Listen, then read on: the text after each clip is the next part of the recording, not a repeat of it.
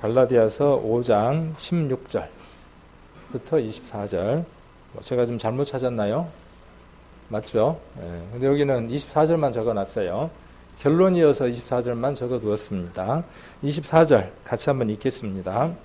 그리스도 예수의 사람들은 육체와 함께 그 정과 욕심을 십자가에 못 박았느니라.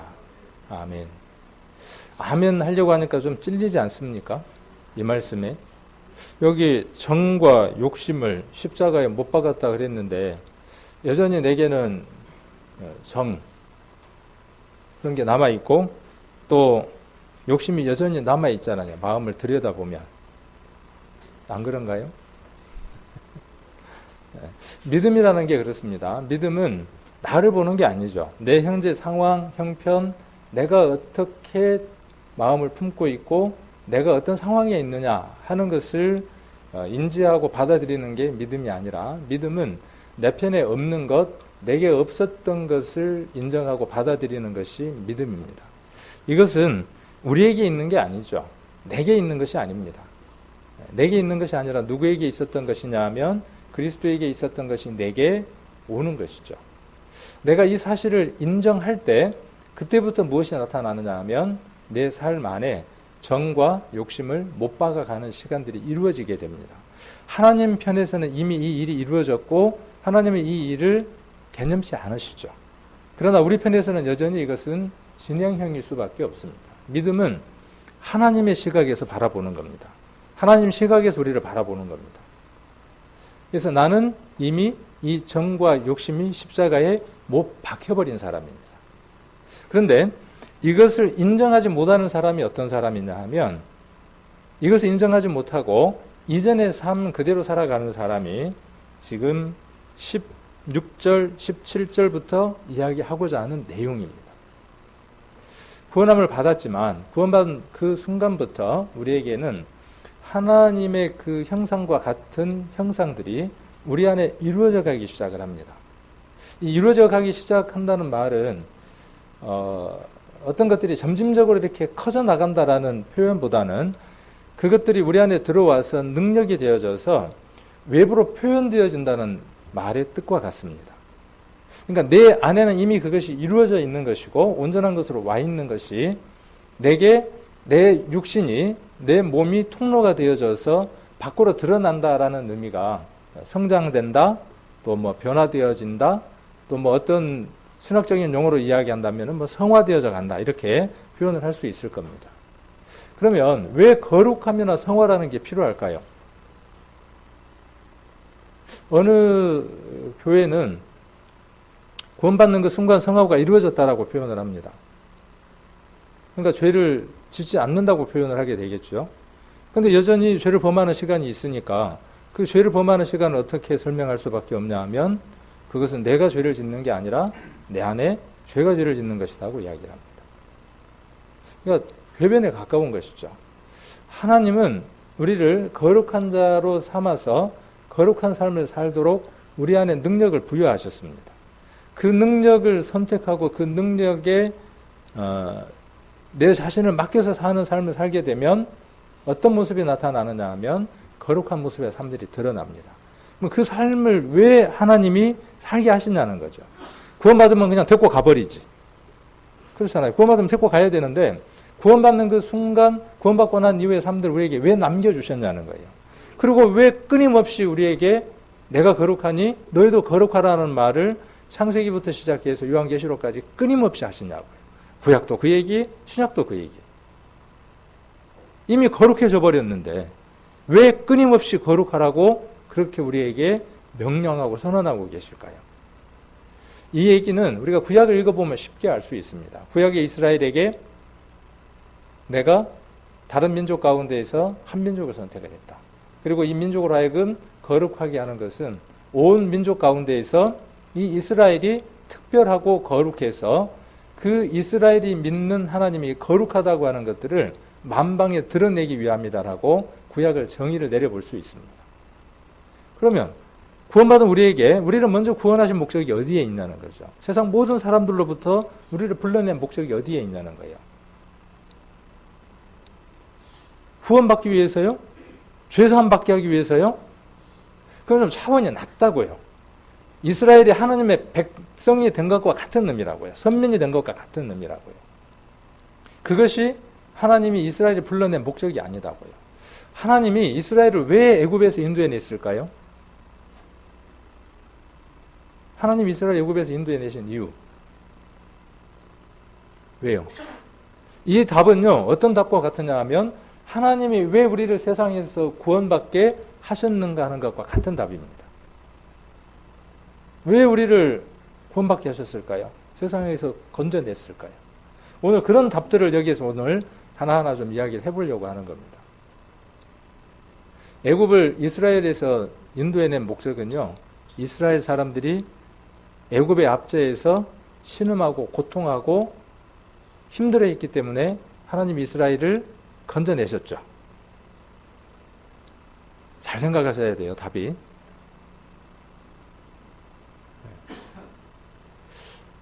아니면 하나님이 이스라엘을 인도해서 하나님을 섬기게 하기 위해서 애굽에서 인도해 내셨을까요? 답들 가운데 어느 걸까요? 둘 중에 하나가 답인 거예요, 분명히. 우리는 그렇게 생각합니다. 하나님이 이스라엘에 너무나 불쌍하고 고통스러워하고 힘들어하니까. 여러분, 그렇게 해서 구원 받으셨습니까? 여러분이 하나님을 만난 목적이 그것 때문에 하나님을 만났습니까? 만일 그렇다면 헛다리 짚은 겁니다. 여러분이 하나님을 믿는 그 목적이 세상에서 힘들고 고달프고 외롭고 어려워서 구원을 받으셨다면 초점이 잘못되어 있는 겁니다. 하나님 우리를 부르시고 우리가 구원받고 살아가는 그 삶들은 하나님을 섬기기 위해서 하나님 우리를 구원하셨다고. 그것은 마치 하나님이 애굽에서 이스라엘을 건져낸 것과 같은 겁니다. 이걸 우리에게 비교를 해본다면 하나님 우리를 영원한 죄악으로부터 우리를 건져냈다 하는 것과 같은 개념이에요. 왜 죄에서 우리를 건져내셨냐고요? 죄된 세상에서 우리를 왜 건져냈냐고요? 우리가 불쌍하니까요? 우리가 딱하니까요? 우리가 측은하니까? 우리의 삶에 돈이 없으니까? 아니다고요. 어떤 것도 아니다고요. 무엇하기 위한 거냐 하면 하나님을 섬기게 하기 위한 거죠. 하나님을 섬기는 데에 첫 번째 조건이 뭐냐 하면 거룩함이라는 거예요. 왜 거룩해야 되느냐 하면 그 거룩함을 통해서 이방에 하나님을 드러내게 하기 위한 거라고요. 그래서 이스라엘에게 뭘 주셨습니까? 율법을 주셨어요. 율법을 주신 목적은 그것을 통해서 구원받으라고 해서 율법을 준 게 아니죠. 건져내놓고, 그렇죠? 죄에서, 애굽에서 건져내놓고 그 다음 뭘 주셨어요? 법을 그 후에 주셨어요. 그걸로 구원받는 게 아니에요. 우리에게도 동일합니다. 우리에게 하라, 하지 말라고 하는 수많은 법들이 있습니다. 그 수많은 법들은 무엇 때문에 존재하느냐 하면 이것들을 가려야만, 구별돼야만, 분별해야만 거룩해지는 거예요. 거룩하다는 말의 의미가 뭐냐 하면 구별하다, 분별하다는 뜻이에요. 그러니까 구원받은 사람들이 어떻게 살아야 하느냐 하면 거룩하게 살아야 돼요. 구별되게 살아야 돼요. 세상 사람들하고 다르게 살아야 돼요. 그래야 누구를 드러낼 수 있어요? 하나님을 드러낼 수 있어요. 이게 우리를 구원하신 목적이라고요. 그래서 우리에게 어떤 확신을 주시는 거죠? 이전에 우리가 살았던 그 삶들이 십자가에서 이미 끝나버렸다고 하는 선언을 주시는 거예요. 거기에 대해서는 더 이상 고민할 게 없다는 거죠. 그런데 여전히 구원함을 받은 사람들이 어디에 매여 있느냐 하면 예전으로 돌아가 있는 겁니다. 본성에 충실하는 거예요. 성령의 능력에 자기를 맡기는 게 아니라 여전히 본능에 충실한 겁니다. 오늘 갈라디아서 이 얘기가 그 얘기를 하고 있습니다. 오늘 읽어보십시오. 갈라디아서 5장 16절로 24절까지는 이제 숙제니까 잘 읽어보시고 이것도 제가 밴드에 올려놓을게요. 올려놓으면 여러분들이 거기에다가 더 댓글들을 달아서 여러분들의 것들로 만드십시오. 한번 듣고 끝나는 게 아니고 오랫동안 이 갈라디아서 5장에 나와 있는 이 내용들이 여러분 안에 삶의 모든 내용들이 될 수 있도록 피가 되고 살이 될 수 있도록 여러분들이 소화를 시켰으면 좋겠습니다. 그래서 갈라디아서 5장 16절과 17절을 정리를 해보면 육체의 소욕은 어떤 현상을 일으키고 성령의 소욕은 어떤 현상을 일으키는가에 대해서 구별해서 이야기를 하고 싶어 합니다. 그래서 첫 번째가 뭐냐 하면 육체의 욕심은 뭘 이룬다는 거죠? 말 그대로 육체의 열매를 만든다는 거예요. 예수님이 늘 말씀하셨던 게 뭐죠? 예수님이 말씀하셨던 거 주된 요지가 뭐였어요? 사람들이 왜 더러운 삶을 사는지 아느냐? 사람이 왜 추한지를 아느냐? 사람들이 왜 죄를 짓고 사느냐? 답이 뭐다는 거죠? 마음에 가득한 것을 입으로 말하고 마음에 가득한 것을 행동으로 옮긴다고 표현을 했죠. 그래서 회칠한 무덤이라고 표현을 했죠.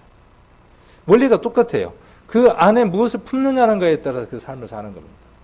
구원함을 받았을지라도 그 마음이 본능에 충실하면, 본능은 성경에서 짐승과 같은 것이라고 표현했어요. 짐승도 본능이 있습니다. 본성이 있어요. 구원받은 사람은 세상 사람들은 본성과 본능으로 살아가는 겁니다. 그냥 생각되는 대로 살아가는 겁니다. 그러나 구원함을 받은 사람에게는 믿음이라는 것을 허락하셔서 구별되게 살게 하셨다고요. 내 마음 안에 있는 것이 본성에 충실한 것인지 성령으로 말미암는 것인지 구별되게 살 수 있는 능력을 우리에게 주셨다고요. 그것을 하나는 육체의 소욕이라고 표현을 했고 하나는 무엇이라고 표현했냐 하면 성령의 소욕이라고 표현을 했어요. 자, 육체의 욕심을 따라서 살면 육체의 일을 하게 되는 겁니다. 육체의 일을 행하게 되는 겁니다. 똑같은 이치로 성령을 쫓아 생각하라고 안 돼 있어요. 성령을 한번 보십시오. 성령은 우리에게 뭘 주느냐 하면 기쁨을 주고 평안을 주고 안식을 주고 행복을 줍니다. 마음의 만족감을 줍니다. 그래서 성령의 생각대로 품고 살아라 이렇게 돼 있는 성경 구절은 없어요. 항상 뒤에 뭐가 따라오느냐 하면 성령이 무엇인가를 마음 가운데 품게 하면 반드시 명령형으로 뭘 이야기하느냐 하면 행하라요. 행하라. 반드시 따라다닙니다. 왜요? 그것이 누구를 드러내는 거니까요. 성령을 쫓아 행하면 성령이 나타나는 겁니다. 이것을 갈라디아서에는 성령의 열매라고 표현을 했어요. 근데 참 신기하게 육체의 열매에 대해서 먼저 이야기를 하고 그 후에 뭐에 대해서 이야기를 하느냐 하면 성령의 열매를 그 다음 이야기를 합니다. 그래서 성령의 소욕, 육체의 결과가 뭔지에 대해서 나열을 합니다. 그 결과가 몇 가지죠? 세보셨어요? 육체의 소욕이 몇 가지인가 세보셨습니까? 안 세보셨죠? 네. 동그라미를 한번 쳐보세요, 한번. 이렇게 해드리면요, 이게 별로 크게 의미가 없어요. 그래서 이제 올려드리고 여러분들이 한번 성경을 보시라고 이렇게 해드리는 겁니다. 네. 자, 몇 가지냐 하면, 이렇게 15가지나 돼요. 제가 다 셌습니다. 자신있게 셌으니까 말씀을 드리는 겁니다. 자, 그런데, 재밌는 건요, 5개씩 묶을 수 있어요. 이것 한번 들어보신 적이 있죠? 이런 식으로 되어 있는 게. 지난번에 너 하나님의 사람아 이야기할 때에도 성경이 이렇게 구성이 되어 있죠. 한 파트는 나와 하나님하고의 관계예요. 한 파트는 나와 이웃하고의 관계예요. 한 파트는 내 자신에게 관계된 거예요. 자, 육체의 욕심을 따라서 살게 되면 어떤 열매를 맺히게 되냐 하면 하나님하고의 관계 속에서 거절되어지는 열매들을 맺게 돼요. 그리고 이웃하고 관계 속에서 단절되는 열매들을 맺게 돼요. 내 자신의 관계 속에서 문제가 되는 것들이 5가지 열매를 맺게 돼요. 그냥 열매가 아니라, 그냥 열매가 다 15개가 이렇게 맺히는 게 아니라. 그래서 결국 이 열매들은 뭘 갖고 오느냐 하면 하나님하고의 단절과 이웃하고의 단절과 내 자신하고의 단절을 가져오는 거죠. 그래서 이쪽 어디부터 지금 이야기를 할 수 있겠죠? 지금 성경 한번 찾아보겠습니다. 벌써 19절로 넘어갔네요. 19절. 육체의 일은 현저하니 곧 음행과 더러운 것과 호색과 우상 숭배와 술수와 이렇게 5개를 한번 생각을 해볼 수 있고요. 원수를 맺는 것과 분쟁과 시기와 분냄과 당 짓는 것과 이것을 한 부분으로 생각을 해볼 수 있겠죠. 또 불리함과 이단과 투기와 술취함과 방탕함과 또 그와 같은 것들이라 이렇게 말씀하셨어요. 이런 것들은 하나님의 나라를 유업으로 받을 수 없다 그랬어요. 이것은 하나님의 나라의 것들을 10년 가운데 채울 수 없게 하는 장애물들이에요. 이것들이 있음으로 해서. 그럼 이것은 어디에서 기인한 거예요? 이것은 밖으로 드러나는 것들에 대한 열매들이죠. 어디에서 출발한 거예요? 마음에 이것들이 품어져 있는 거예요. 그러니까 밖을 깨끗하게 하려면 예수님 말씀이 뭐라고 말씀하셨어요? 밖을 깨끗하게 하려면 허다한 비누를 쓰고 잿물을 쓴다고 할지라도 씻을 수 없다 그랬죠. 잿물, 양잿물 얼마나 독해요. 그걸로도 육체에 더럽고 추한 것들을 씻을 방법이 없어요. 씻는 방법은 뭐죠? 마음을 깨끗하게 하는 거예요. 마음을 깨끗하게 하는 건 어떻게 하면 마음을 깨끗하게 할 수 있어요? 우리가 믿음으로 회복되어져서 성령의 음성에 민감할 수 있을 때, 그리고 그것을 행할 수 있을 때. 자, 그래서 이 부분들을 한번 단어들이 여러분들에게 조금 생소할 수 있어요. 그리고 이 단어들을 한번 잘 생각해 보는 것이 유익할 수 있습니다. 그런데 그냥 열매가 아니라 나와 하나님하고의 관계라 그랬으니까 이 용어들이 어떤 의미인가에 대해서 한번 생각해 볼 필요가 있죠. 그런데 하나님하고 나와의 관계인데 음행이 나열되어 있어요. 그 다음에 또 뭐가 나열이 되어 있냐 하면 호색이 나열이 되어 있어요. 그 사이에 뭐가 들어있냐 하면 더러운 것이 들어있어요. 그리고 그 다음 뭐가 기록되어 있냐 하면 우상숭배가 기록되어 있어요. 우상숭배와 음행하는 것과 더러운 것과 호색하는 것은 패턴이 비슷해요. 그래서 여기에서 지금 이야기하는 음행과 더러운 것과 호색이라고 하는 것은 우리가 육체적으로 하는, 우리가 이성의 범위에서 다른 성을 결혼한 사람이 다른 남자를, 다른 여자를 품는 그런 부분들을 초점을 두고 이야기하고 있는 게 아니라 단어에서 이야기하는 것은 그런 느낌이죠. 음행 그러니까 뭐예요? 내가 다른 아내를 쳐다보고 이렇게 헐기들게 쳐다보고 침을 지질 흘리고 따라다니고 뭐 이런 거라고 지금 생각하기 쉽다는 거죠. 근데 그게 아니라 여기에서 음행과 더러운 것과 그 다음에 호색이라고 하는 것은 하나님과의 관계 문제라는 것이죠. 그 마음이 누구를 향해 있어야 하죠? 우리가 하나님을 향해 있지 않는 모든 순간이 뭐예요? 한번 생각해 봅시다. 사랑하는 청춘 남녀가 검은 풀이가 파뿌리가 되겠다고 약속을 했단 말이에요. 근데 결혼한 순간부터 뒷집 아저씨가 잘생겼어. 앞집 여자가 이쁘게 생겼어. 그리고 늘 잠을 자면서도 집에 같이 있으면서도 그 집 남자가 그 집 여자가 어떻게 살아가는가 궁금하다면 그 결혼은 어떤 결혼이에요? 똑같다는 얘기죠. 똑같다는 얘기예요. 우리의 삶에 있어서 우리의 사랑의 대상은 누구여야 되죠? 오로지 하나님이어야만 하죠. 하나님이 굉장히 욕심이 많으신 분이죠. 우리가 눈을 돌리는 것도 제가 길을 가다가 집사람하고 같이 지나가다가 몸매도 되고 옷도 이쁘게 입고 머리 스타일도 좋고 뭐 그러면 제가 지나가다가 뭐라 그러냐면 저기 참 멋있다 제가 그러거든요. 우리 집사람이 질투할까요 안 할까요? 우리 집사람 질투 안 해요.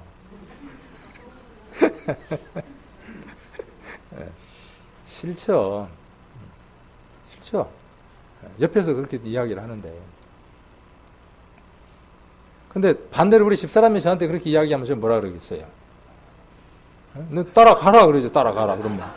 따라가. 가서 살아. 뭐하러 나오고 있어. 근데 나는 그렇게 하면서 뭐라 그래요? 인정을 받고 싶어 해요.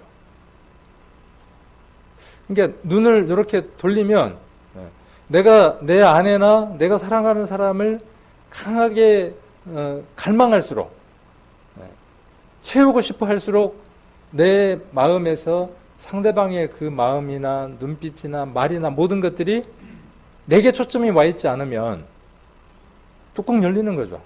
세상 말로 뚜껑 열리는 거예요. 하나님은 우리에게 모든 것을 다 주셨잖아요. 모든 것들을 다 주셨잖아요. 인간의 모습으로 오셔서 우리 인간에게 표현할 수 있는 모든 것들을 다 주셨어요. 그러면 우리의 생각, 우리의 말, 우리의 마음 모든 것들이 하나님께 고정되기를 원하시는 그 하나님의 마음이 욕심일까요? 아니죠. 욕심이 아니죠. 당연한 것이죠. 근데 우리는 때로 하나님 외의 것들을 많이 추구합니다. 또 따라갑니다. 그러면서 핑계를 댑니다. 누구처럼 핑계를 대죠? 저처럼 핑계를 대요. 나는 꽃이 이쁘다고 한 것이지 꺾지는 않았어. 너가 이쁘다고 한 게 뭔 죄야? 안 해야죠. 앞으로 안 하려고 이제. 마음으로도 품지 않아야 하고 말로도 하지 않아야 옳은 것이죠. 그렇게 살아가야 하는 것이. 그래서 음행, 더러운 것, 호색 같이 한번 묶어서 그렇게 생각을 해볼 수 있습니다. 그 다음 우상숭배라는 것은 무엇이 우상숭배입니까? 자, 우상숭배는 이렇게 정의를 내렸어요. 하나님을 보이는 형태로 만들어 섬기려는 동기에서 생긴 행동. 이게 뭐냐면 전부 다 우상이에요. 굉장히 포괄적이죠. 우리는 뭔가 하나 이렇게 만들어 놓고 섬기면 이게 우상이라고 생각을 하는 거예요. 그러니까 보이지 않는 하나님을 보이는 형태로 믿으려고 하는 모든 것들이 뭐냐면 우상숭배라고. 술수라는 건 괴사를 꾸미고 교묘한 거짓으로 상대를 깨어내는 것이죠. 그리고 개인의 사욕을 채우기 위해 유한 행위라고 이야기를 했어요. 그래서 이런 것들은 그 주술하고 또 뭐하고도 비슷하냐면은 마술이 있잖아요. 마술. 우리 구원받은 사람들이 마술 좋아하는 거 그렇게 썩 좋지는 않아요. 사람의 혼을 홀려놓는 거죠. 정신없게 만들어 놓는 거예요. 그 사람 안에 하나님을 찾아갈 수 있는 길들을 막아버리는 거죠. 자, 이것이 하나님하고의 관계 속에 단절되어지는 열매들이에요. 자, 그 다음은 나와 이웃하고의 관계의 문제들이죠. 이걸 왜 보여드리느냐 하면요. 저와 여러분 안에 이 열매가 있다? 없다. 그 얘기를 하고 싶은 거예요. 있으면 왜 있느냐는 거죠. 내게 이게 있다는 걸 발견하는 게요. 얼마나 중요한지 모릅니다. 자, 나는 구원함을 받았으니까 내 죄가 과거, 현재, 미래의 죄로 다 사함받았으니까 내가 어떤 마음을 품고 있어도 그것들은 다 해결된 것이다. 라는 그 생각이 무엇을 막아버리느냐 하면 내 삶에 문제가 있는 부분들을 직시하지 못하게 합니다. 하나님 앞에 거룩한 삶을 막아버린다고요. 그것이 하나님의 자녀가 될 수 있는 믿음이 될 수는 있을런지는 모르지만 하나님 앞에 거룩함을 이루어가는 그 삶에 있어서는 장애가 되어진다고요. 이제는 더 이상 그 이야기 안 해도 되겠죠. 내려나올 때도 됐으니까. 자, 그래서 한번 볼 필요가 있다는 거예요. 내가 정말 그런 것처럼 내가 내 아내나 내 남편에게 있어서 그것이 바람직하지 않고 옳지 않는 것처럼 내가 하나님 앞에 음행과 더러운 것과 호색과 그 다음에 우상숭배와 술수나 이런 것들이 내가 얼마나 있을까 내 삶 안에 한번 돌아보라는 거예요. 스스로. 만약에 돌아보지 않는다 그러면 이 성경도 필요 없는 거죠. 오늘 갈라디아서는 필요 없는 겁니다. 그리고 지금 이 시간은 필요 없는 겁니다. 여러분들에게. 그 마음을 밑에다가 깔고 있는 분들, 죄가 다 용서됐으니까 나는 아무런 대상이 되지 않는다라고 생각하는 그것이 여러분을 성장하지 못하게 합니다. 정체되게 합니다. 자, 그 다음 나와 이웃의 관계 속에서 맺히는 것들이 5가지가 맺히죠. 여기 보니까 원수 맺는 것, 분쟁, 시기, 분냄, 당짓는 것이라 그랬어요. 듣기에도 벌써 좋은 단어들이에요, 안 좋은 단어들이에요. 근데 이거는요, 노력하지 않아도 쉽게 이루어지는 것들이에요. 그렇죠? 이건 뭐 이렇게 하려고 노력 안 해도 돼요. 그냥 내버려 두면 자동적으로 일어나요. 잡초가 뽑지 않으면 계속 올라오는 것처럼 이 앞에 풀을 맺잖아요. 얼마 전에 맺잖아요. 근데 이렇게 그 막 칭칭 감는 그 식물이 있잖아요. 제가 보일 때마다 뽑거든요. 뭘 뽑는 마음으로 뽑느냐 하면 내 마음 가운데 있는데 더러운 것들이 올라오는 마음으로 제가 아침마다 하나씩 쳐다보이면 뽑아요. 내 안에도 이런 것이 올라와서 잠깐만 두면 칭칭 감고 올라오니까 뽑자 그러고 뽑습니다. 여러분 안에 이런 것들이 분명히 있을 텐데 뽑습니까? 뽑게 하는 것처럼?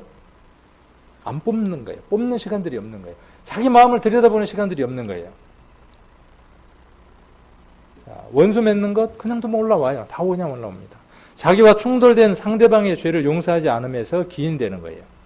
상대에게 원한을 품고 상대가 파멸되기를 원하며 그렇게 만들어가는 게 뭐냐 하면 원수 맺는 거예요.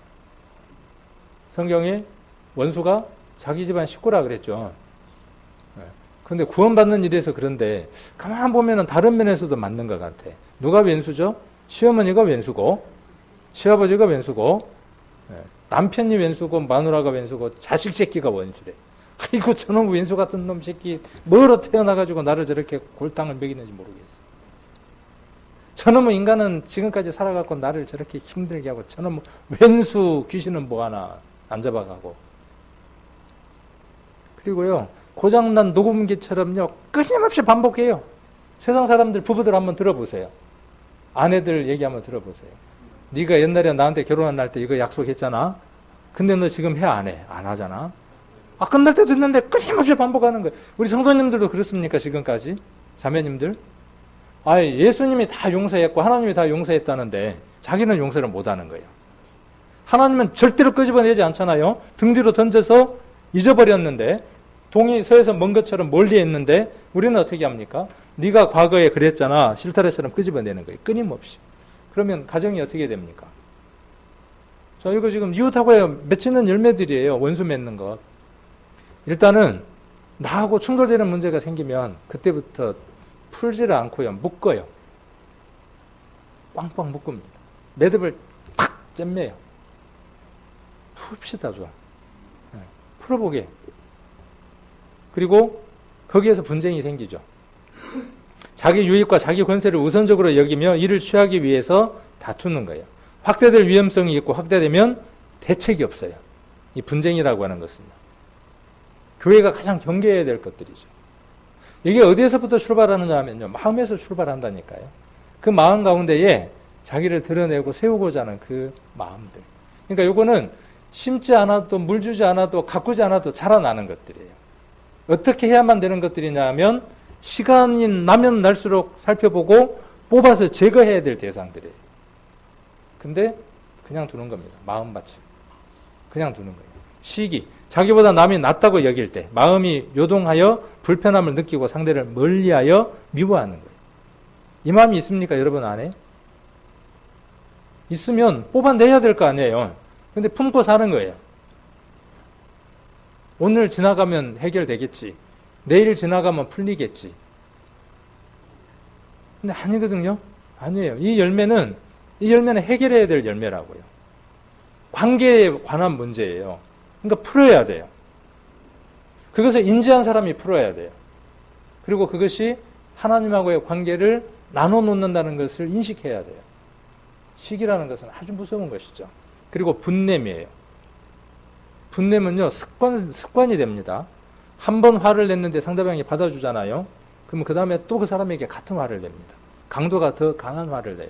제가 우리 집사람에게 그러더라고요. 화를 내요. 한 번 냈더니 받아줘요. 그 다음에 또 화를 또 내요.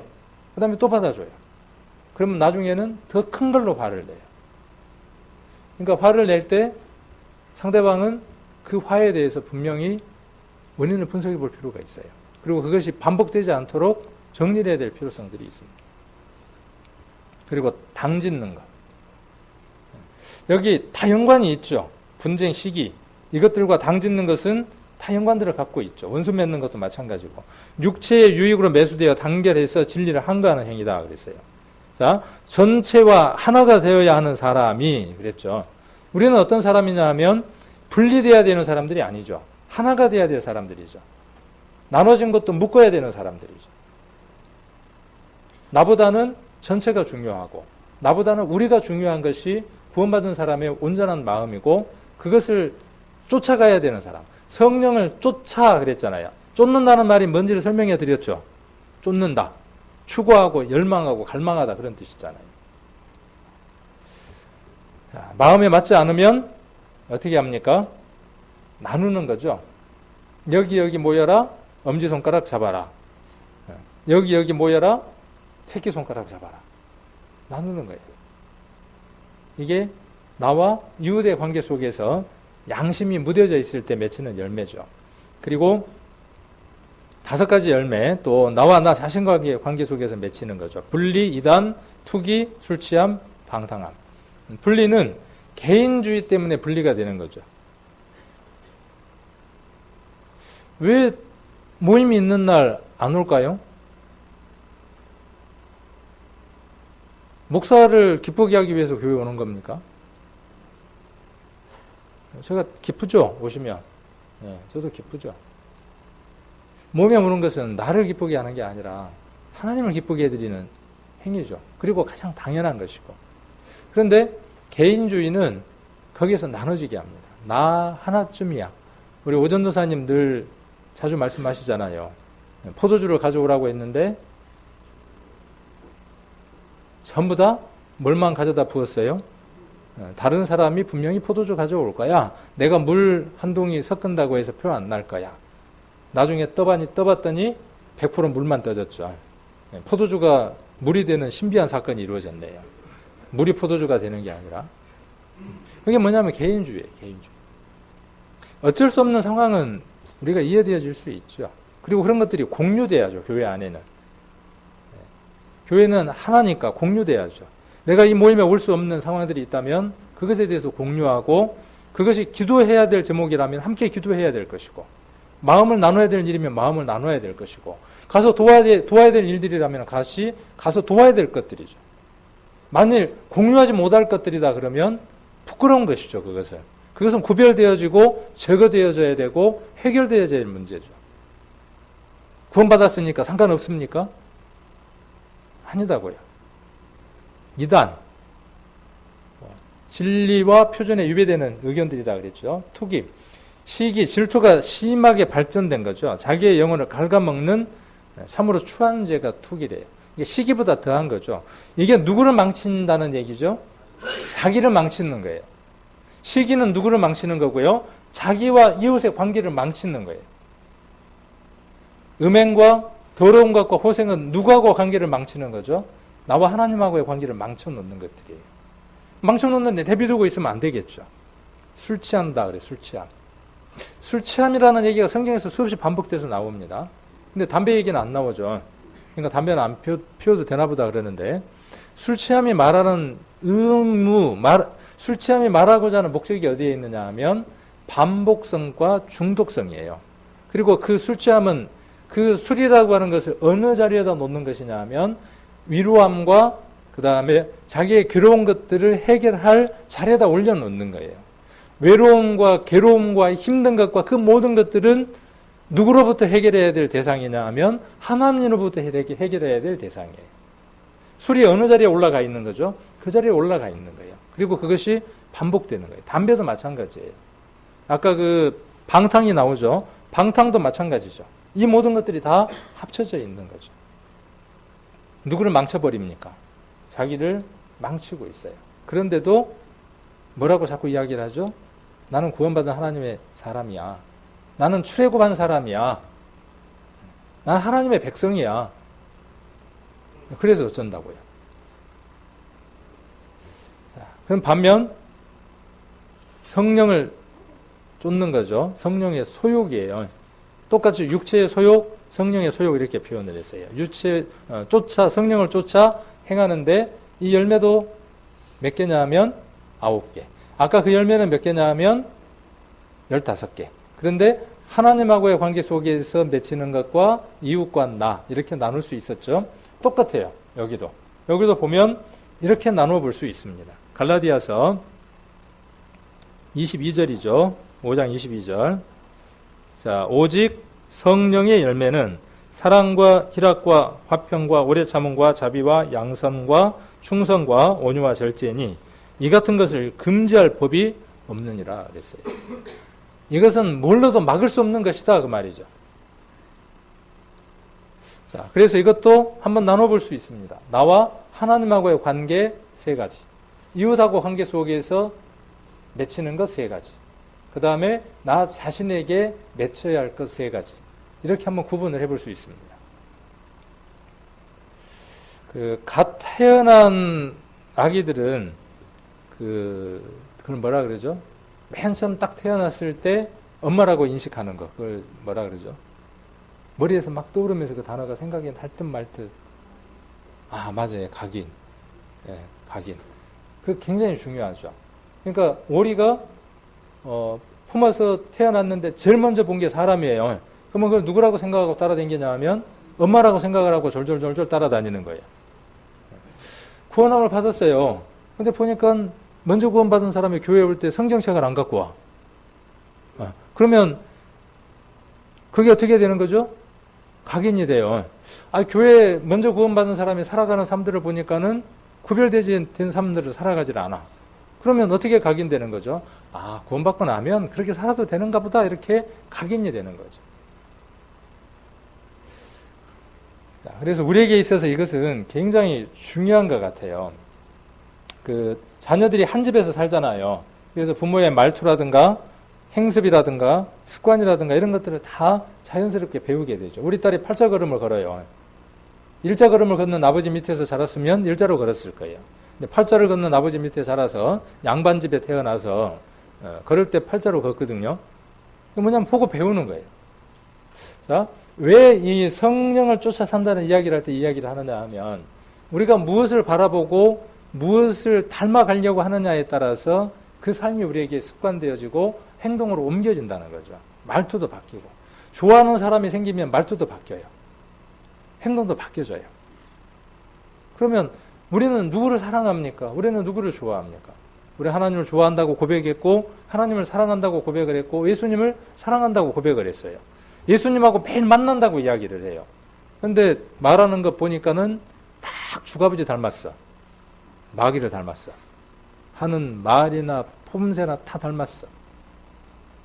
하나님의 자녀가 그 말, 행동 모든 것들이 아까 그 15가지의 열매를 맺힌다면 그는 여전히 부모는 바뀌었을는지는 모르지만 그의 습관과 삶은 여전히 옛날 주아버지를 따라 살고 있는 모습이라는 거죠. 우리에게 맺혀야 되는 것들이 이런 것들이 맺혀야 됩니다. 그래서 이건 내가 맺히고 싶다고 노력하면 맺히는 건가요? 어떻게 하면 이게 맺힐 수 있을까요? 이것은 가지가 잘려서 거기에 접붙이지 않으면 내가 예수 그리스도로 말미암아 구원함을 받은 사람이라는 그 믿음이 내게 온전하게 화합되지 않으면 맺힐 수 없는 열매죠. 그 능력이 내게 있다는 것을 인정할 때 맺힐 수 있는 거죠. 사랑, 희락, 화평. 사랑은 뭐가 사랑일까요? 자, 이게 사람과 사람 사이의 열매가 아니에요. 하나님을 향한 사랑이에요. 사랑에 대한 개념을 지난번에 정리를 한번 해드렸죠. 사랑은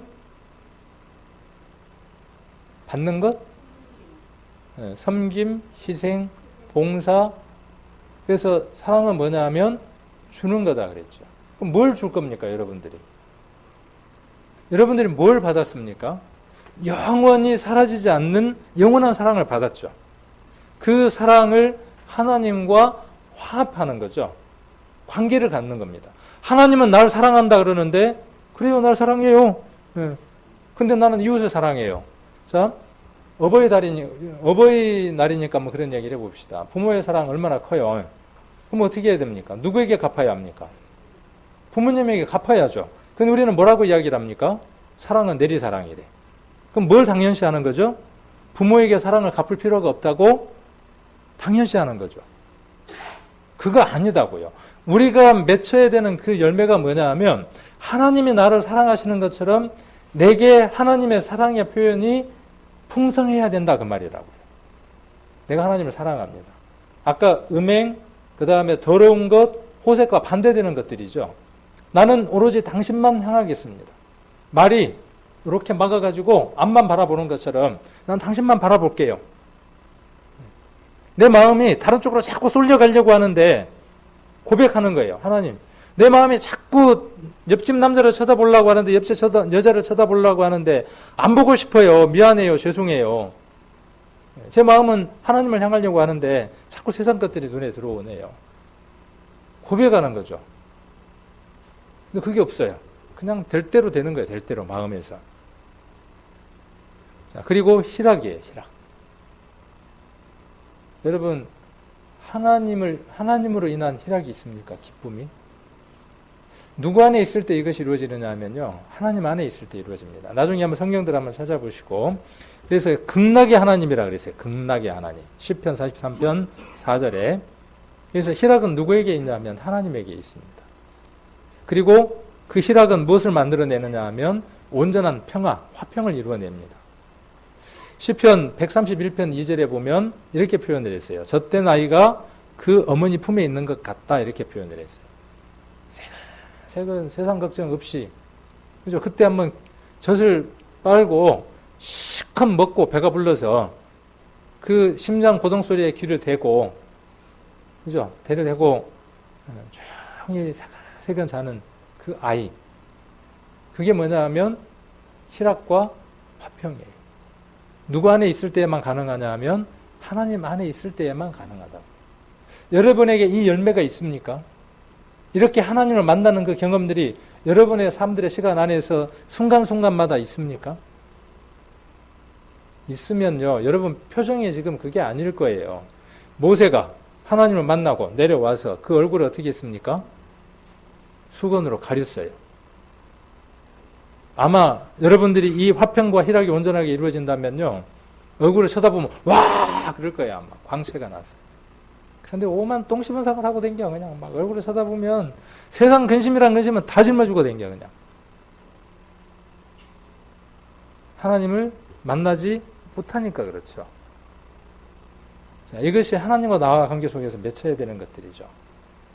그리고 나와 이웃 관계 속에서 맺혀야 하는 것이 오래 참음과 자비와 양선이에요.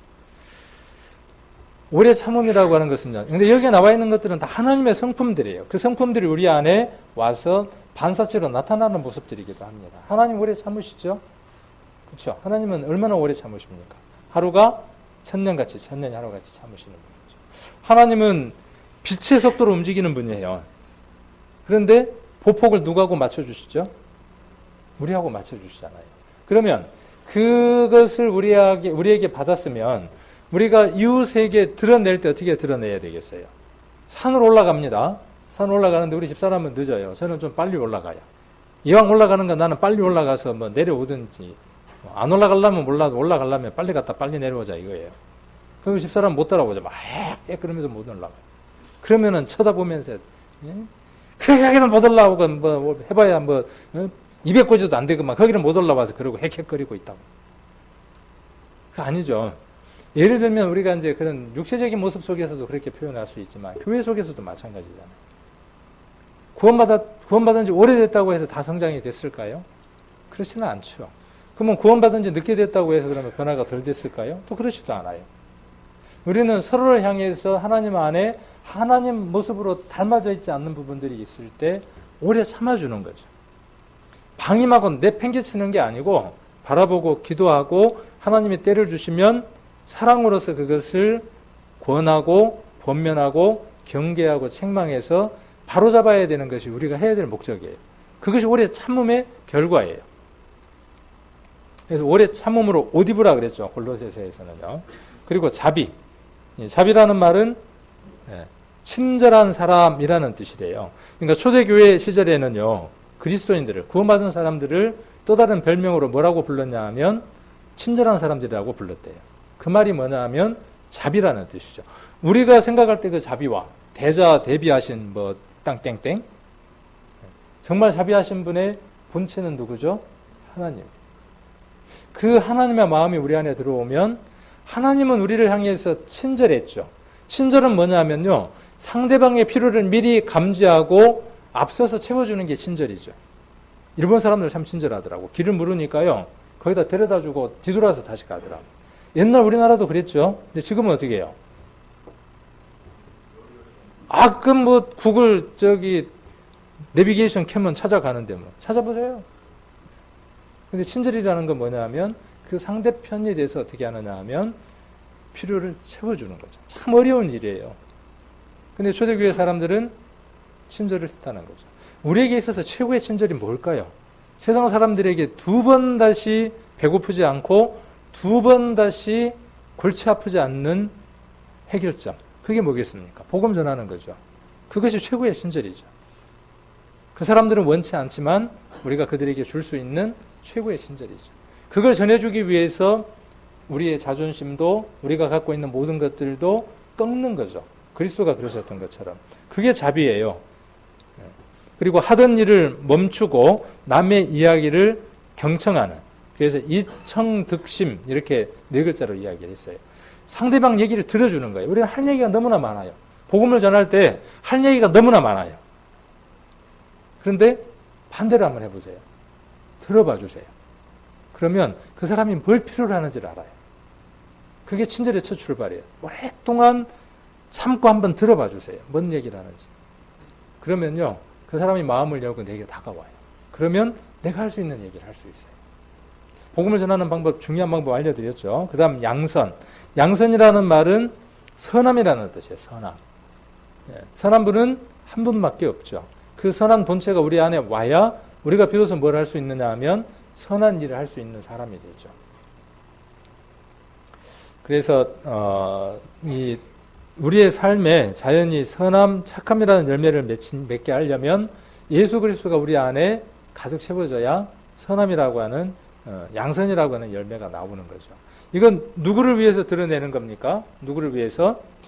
다른 사람들을 위해서 드러내는 거예요. 이 열매가 여러분에게 없다면 한번 생각해 봐야 되는 거죠. 자, 그리고 나와의 관계 속에서 맺혀야 하는 열매들이 충성과 온유와 절제예요. 충성 그러면은 뭔 생각이 나요? 충성! 이거 생각이 나죠. 그러니까 대상이 있어야 되니까. 우리가 충성이라는 단어를 생각하면 뭔 생각이 들죠? 나와의 관계 속에서 맺히는 열매라고 생각하지 않기 쉽죠. 근데 충성이라는 용어를 한번 잘 한번 생각을 해봅시다. 다른 사람이 우리를 의지하도록 만드는 우리의 신실함을 말하는 거예요. 자, 여러분 생각을 좀 자꾸 바꾸려고 이 용어를 자꾸 이야기를 하는 겁니다. 이게 바뀌지 않으면 이 열매가 뭔지를 모른다고요. 충성이라는 말은 신실함이라는 뜻이고요. 또 믿음이라는 뜻이기도 해요. 하나님은 신실하신 분이죠. 신실하다는 말의 의미는 뭐냐 하면 대반죽을 안 한다 그 말이에요. 오늘 막 천지를 팔아서 갖다 줄 것처럼 하다가 내일 쌩 하고 돌아서 그건 뭐냐면 믿음이 없는 거예요. 그건 아닌 거예요. 그리스도인은 그런 삶을 살아서는 안 된다는 거죠. 그러니까 내가 나를 먼저 신뢰할 수 있을 만큼 내가 나를 신뢰를 해야 내게 신뢰가 있어야 타인이 나를 어떻게 할 수 있어요? 신뢰할 수 있어요. 이게 아주 중요한 내용이에요. 내가 다른 사람에게 신뢰를 주는 사람인가 믿음을 주는 사람인가 굉장히 중요한 내용이죠. 아까 각인에 대한 얘기도 했고 이 얘기도 잠깐 드렸잖아요. 교회 안에 최근에 구원을 받은 분들이 있죠. 뭐 5년 미만의 우리 성도님들이 있습니다. 그분들은 여러분들의 모습들을 볼 겁니다. 여러분의 모습들이 스스로에게 신뢰를 받을 만한 삶들을 살아갈 때 그것이 직분자이든 아니든 간에 그래서 믿음 안에서 요구하는 것들을 충실하게 충성되게 수행하는 그 삶들을 살아가는 그 모습을 볼 때 이제 구원받은 사람들은 신뢰할 겁니다. 아, 우리 교회 집사님들은, 우리 교회 전도사님들은, 우리 교회 목사는, 우리 교회 아무개는 정말 변함이 없어. 어떤 일이 있어도 교회 일에 최우선인 사람이야. 비가 오든 바람이 불든 최우선인 사람이야. 라고 말할 수 있도록 자신을 갖고 가는 게 뭐냐면 충성이라는 열매라고 해요. 이제 구원받은 분이 교회를 와야 되는 게 당연한 거라고 생각을 하고 보따리를 싸집어 쥐고 왔어요. 근데 와서 보니까는 자리들이 비어 있어. 뭘 느낄까요? 뭘 느낄까요? 만일 그런 교회라면 우리의 모습이 늘 상황에 따라서 변하는 그러한 신앙을 하는 언니, 오빠, 형들이라면 이제 구원받은 동생들은 뭘 본받을 거냐는 거죠. 상황에 따라서 바뀌고 형편에 따라서 바뀌고 이건 성령의 열매가 온전하게 맺히고 있지 않다는 거죠. 그래서 충성에서 우리가 이것을 한번 잘 살펴보자는 거예요. 하나님의 약속을 잘 지키는 사람이라는 뜻이에요. 충성이라는 것은. 그래서 좀 바꾸자고요. 충성 그러면 자꾸 뭔가 이렇게 생각하는데 요 개념들을 한번 바꾸자고요. 밴드에 올려놓을 테니까 시간 있을 때마다 한 번씩 보시라고요. 홍준표가 몇 표를 얻는가 그거 궁금하긴 하지만은 그거 1분 보고 요거 한 5분 보고 그렇게 하라고요. 그거 보지 말라는 얘기가 아니라 그것도 보고 그거 50분 보고 요거 1분 보고 그러지 말고. 자, 그리고 온유라는 것은 자기 힘을 다스려 통제하는 거예요. 자기 스스로 자기에게 힘이 있지만 그것 스스로를 통제하는 게 뭐냐면 온유예요. 좀 의미가 좀 다르죠. 여러분들이 생각하는 것과. 그래서 온유한 사람은 인간관계의 기초를 교만과 권력에 두지 않고 부드러움과 겸손에 둡니다. 신앙은 얼마만큼 강하냐가 아니라 신앙은 얼마만큼 겸손하고 부드럽고 섬기냐는 거예요. 목사는 교회 가운데에서 가장 낮은 모습으로 가장 성도를 잘 섬기는 사람이어야 돼요. 그게 제 숙제예요. 더 낮은 모습으로 낮아져야죠. 그런다고 저를 밟지는 마십시오.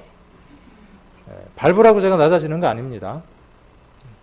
바울처럼 본을 받고 그런 모습으로 함께 살아갑시다라고 여러분 밑으로 들어가는 거죠. 그러면 여러분도 저 밑으로 들어와야죠. 그죠? 서로가 그렇잖아요. 그래야 맞을 거 아니에요. 저는 낮추는데 그래 더 낮아져야 돼. 하는 거 보니까 목사니까 더 낮아져야 돼. 잘하고 있구만. 그러면 그건 아무것도 아니죠. 그거는. 그래서 온유, 절제는 지난번에 우리 야외 집회할 때 절제 이야기 한번 했었죠. 운동선수는 어떻게 합니까?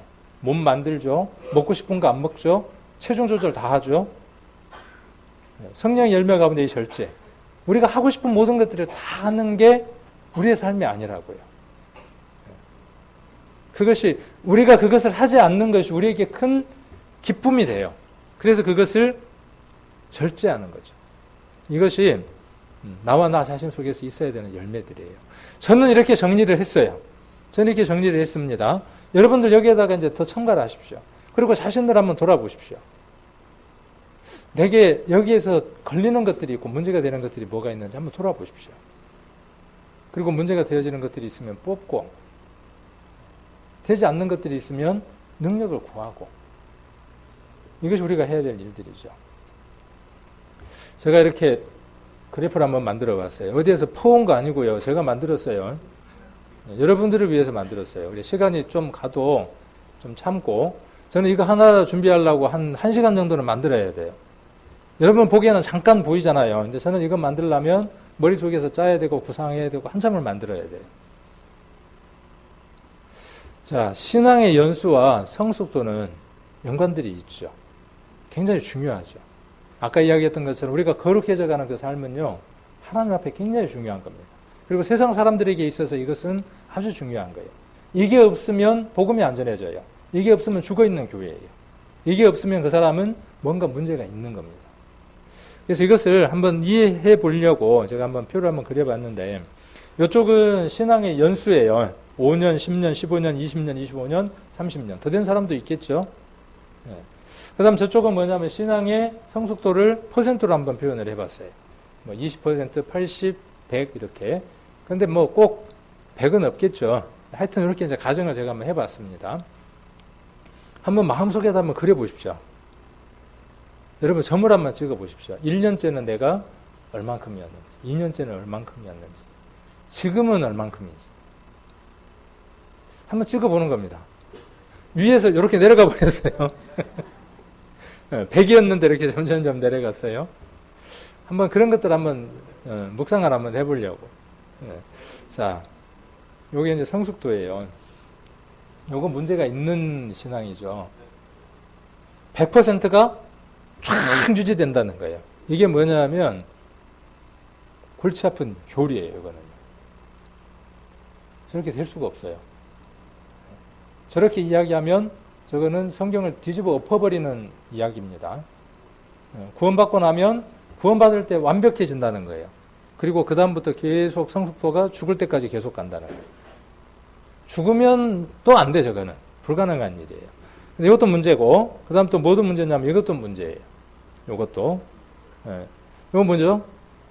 0에서 구원받고 난 순간부터 시작해서 0에서 쫙 밑을 깔아. 이거 구원 안 받은 거예요. 그렇게 표현합니다. 구원 안 받은 사람이에요. 구원받은 사람 이럴 수가 없어요. 정상적인 구원받은 사람의 그래프는요, 이렇게 돼야 정상적일 것 같아요. 처음에 아무것도 없는 상태에서, 병아리가 깨고 나오는 그 상태에서 조금씩 구별해 나가는 삶들을 살아가죠. 그래서 어제보다 오늘 내가 하나님을 더 알아가고 더 알아간 것만큼 변화된 모습으로 살아가는 거죠. 그러면 25년째예요. 그럼 어떻게 돼 있어야 될까요? 구원받을 그때보다는 나아야 될 거 아니에요. 그죠? 어제보다는 오늘이 나아야 될 거 아니에요.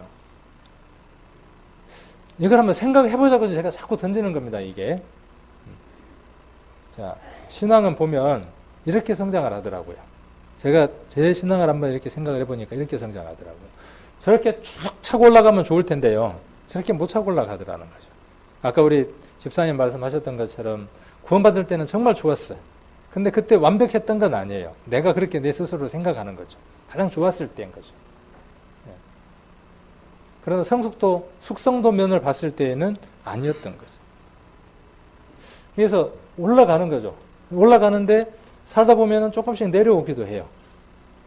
그런데 어디까지는 내려가지는 않느냐 하면 구원받기 전 상태까지는 내려가지는 않아요. 한번 내려간다고 하더라도. 그랬다가 다시 어떻게 되죠? 회복되어져서 상승곡선을 그려요. 그리고 또 거기서 또 상승곡선을 그리면서 끊임없이 계속 발전돼 갑니다. 변화돼 갑니다. 만일 이 그래프가 아니다 그러면 한번 생각해 봐야 된다고요. 오늘 이야기하고자 하는 요지가.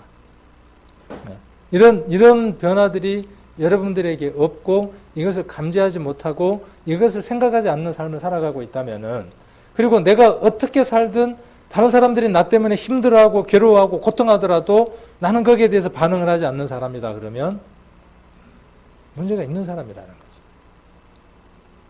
내가 그럴 수 있는 사람이라고 생각해야 한다는 거죠. 그런 때가 있더라는 거죠. 내가 원치 않지만 내 자식을 힘들게 할 때도 있고 짐을 지울 때도 있고 괴롭게 할 때도 있더라는 거예요. 부모니까 완벽해요? 아니에요. 목사니까 완벽해요? 아니에요. 여러분들을 괴롭힐 때도 있고 힘들게 할 때도 있고 상처 주는 말을 할 때도 있어요. 그런데 모를 때가 많아요. 그렇게 하고도. 이야기를 해줬으면 좋겠는데 안 하고 교회를 떠나가는 경우도 있어요. 모르고 끝나는 거죠. 근데 그런 관계는 되지 말자는 거죠. 이야기를 해주고 서로가. 그래서 우리의 모습들이 무엇을 닮아가야 하느냐 하면 그리스도를 닮아가는 모습들을 보일 때 세상 사람들이 저 사람은 예수를 닮은 사람이야 라고 말을 할 거라는 거죠. 그래야 누가 드러나죠? 그리스도가 드러나는 거죠. 이런 내용들을 지금 꾸준히 제가 이야기를 하고 있습니다. 지난번에 디모데 후서를 한번 이야기를 했고 디모데 전서도 한번 이야기를 했고, 그래서 너 하나님의 사람아 라는 얘기도 한번 성도님하고 교제를 했었고, 지난번 수요일 날은 말세의 사람들에게 구원받은 사람이 어떻게 해야 될 건가에 대한 얘기를 했고, 오늘은 제목이 뭐였죠?